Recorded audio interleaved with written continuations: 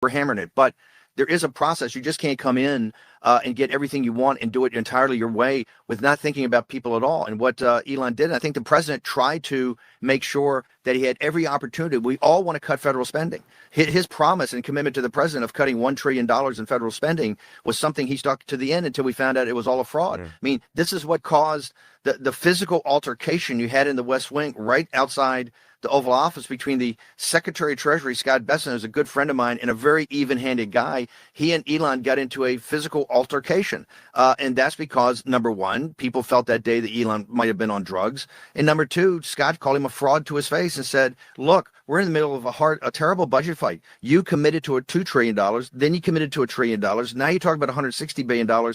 We don't see where you got anything. And obviously that got under Elon's skin. So I think the president went out of his way to basically give him every opportunity to perform. And it turned out just to be a fiasco. And he turned on the president viciously, and he turned on the president personally. On the Scott Bessent point, you say that the black eye that Elon had in the Oval Office was actually caused by Bessent punching him? Is that the information you have? No. That happened. The Scott Bessent physical altercation happened weeks before. That was one of the controversies about the IRS. But this is one of the reasons I think the president said, hey, I think the China briefing where he tried to get a top secret briefing on the China war plan, given the fact that he's in business with the CCP.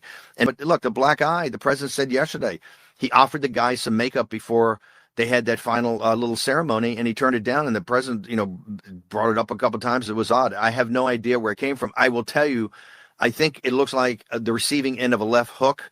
I'm not sure his little boy, 3-year-old boy, was able to deliver that, but that I'm sure that will come up in one of the drug investigations.